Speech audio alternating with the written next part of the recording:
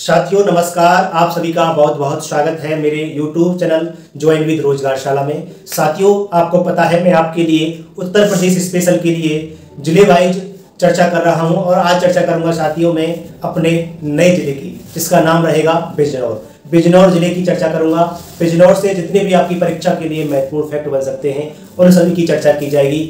चाहे साथियों आप उत्तर प्रदेश की किसी भी परीक्षा में बैठ रहे हो, वहां आपको इस जिला दर्शन सीरीज से प्रश्न अवश्य देखने को मिलेंगे, तो आप उत्तर प्रदेश जिला दर्शन सीरीज से जुड़े रहें। लगातार आप यहां से अपने उत्तर प्रदेश स्पेशल को तैयार करते रहें। तो साथियों स्टार्ट करते हैं आज की वीडियो को। तो साथियों बात करते हैं बिजनौर की। अगर मैं बिजनौर की बात करूं साथियों, तो उत्तर प्रदेश के मैप में बिजनौर में देखिए मैंने यहाँ पर मैप की चर्चा की है। तो बिजनौर की बात करते हैं तो साथियों बिजनौर में 5 तहसील पड़ती हैं। और कौन कौन सी तहसील हैं? एक है साथियों बिजनौर, और एक है नजीबाबाद, एक है नगीना, और एक है साथियों धामपुर, और एक है चांदपुर। वही बात करें साथियों बिजनौर की, तो बिजनौर को एक उपनाम से भी जानते हैं जिसको कटेहर क्षेत्र के नाम से जानते हैं। अब बात करते हैं, पहला फैक्ट है साथियों, गंगा नदी के तट पर अवस्थित बिजनौर का गठन 1817 ईस्वी में मुरादाबाद से अलग कर दिया गया था। साथियों पहले मुरादाबाद और बिजनौर एक ही जिले थे, लेकिन 1817 में इन दोनों को आपस में अलग कर दिया गया। वही साथियों अगर मैं बिजनौर के मुख्यालय की बात करूं तो बिजनौर का मुख्यालय है बिजनौर में ही है।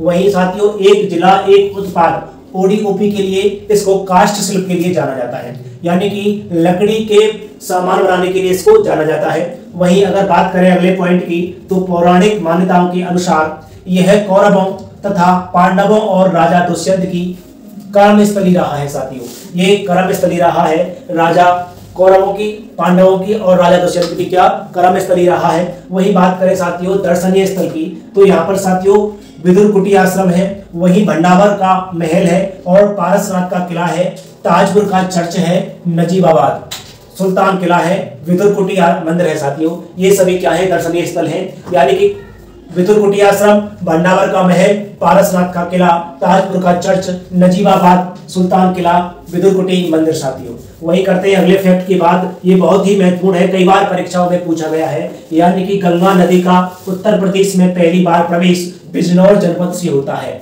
इस प्रश्न को कई बार पूछा जा चुका है। वही साथियों अगर मेले की बात करें तो यहाँ पर खारी झल्लू कार्तिक मेला लगता है बिजनौर के अंदर। वही अगर औद्योगिक इकाई की बात करें तो यहाँ पर लकड़ी की नक्काशी की जाती है नगीना तहसील में। वही हथकरघा एवं सूती वस्त्र उद्योग का काम होता है साथियों धामपुर तहसील में। वही कंबल का निर्माण होता है नजीबाबाद में। आगे देखते हैं साथियों, अगला पॉइंट कह रहा है कि पृथ्वीराज चौहान और जयचंद्र की मोहम्मद गौरी से पराजय बिजनौर में हुई, जिसके बाद भारत में तुर्क साम्राज्य की स्थापना हुई। ये पॉइंट भी आपको याद रखना है। अगला देखते हैं साथियों वन्य जीव अभ्यारण्य के बारे में, तो यहाँ पर अमनगढ़ बफर बाग अभ्यारण्य है, वहीं हैदरपुर आदि भूमि भी यहीं पर है बिजनौर के अंदर। आगे देखते हैं वर्ष 2012 में अमनगढ़ को कार्बेट टाइगर रिजर्व उत्तराखंड का बफर क्षेत्र घोषित किया गया था। आगे देखते हैं कालिदास रचित प्रसिद्ध नाटक अभिज्ञान शाकुंतलम में बिजनौर जनपद में बहने वाली मालिनी नदी का वर्णन किया गया है। साथियों ये बात भी आपको याद रखनी है। आगे देखते हैं अगला पॉइंट, बिजनौर महाराजा दुष्यंत, सम्राट भरत, ऋषि कर्ण और महाराजा विदुर की कर्म भूमि रही है। इस पॉइंट को भी आप याद रखेंगे। अगला पॉइंट है बिजनौर जनपद में मुख्य रूप से बुक्सा यानी कि बौक्सा व माहीगीर जनजाति निवास करती है। साथियों अगला पॉइंट है महान क्रांतिकारी चंद्रशेखर आजाद, रामप्रसाद बिस्मिल, रोशन सिंह ने अंग्रेजी हुकूमत की आंखों में धूल झोंककर बिजनौर के पैजनिया में शरण ली थी। इस बात को भी आप याद रखेंगे। अगला पॉइंट है साथियों बिजनौर में तहसीलों की बात करें तो 5 तहसील हैं, चांदपुर, बिजनौर, नगीना, धामपुर, नजीबाबाद। साथियों आगे इससे आगे हम बात करेंगे, आगे कुछ और महत्वपूर्ण फैक्ट हैं, तब तक आप इनको नोट्स कीजिए। आगे देखते हैं साथियों अगले फैक्ट कौन कौन से हैं। अगला है साथियों महारानी विक्टोरिया के उस्ताद नवाब शहामत अली मंडावर बिजनौर के निवासी थे, जिन्होंने महारानी को फारसी पढ़ाया था। ये बात भी आपको याद रखनी है।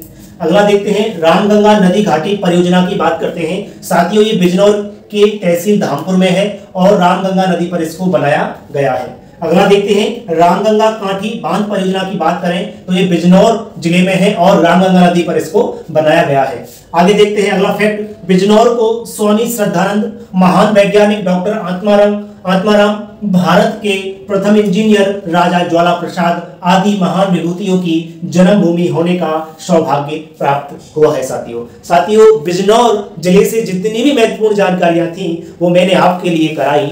साथियों अगर आपको मेरी यह वीडियो पसंद आ रही है, यह उत्तर प्रदेश की जिला दर्शन सीरीज पसंद आ रही है, तो आप मेरे YouTube चैनल को सब्सक्राइब कर लीजिए, यूपी स्पेशल को यहां से तैयार कीजिए। आपकी उत्तर प्रदेश की जितनी भी परीक्षा हो उन सभी के लिए ये जिला दर्शन सीरीज अति महत्वपूर्ण साबित होगी। साथियों फिर मैं मिलूंगा एक अगली वीडियो में अगले जिला दर्शन की साथ। साथियों तब तक के लिए स्वस्थ रहिए, व्यस्त रहिए, मस्त रहिए और अपनी पढ़ाई को करते रहिए।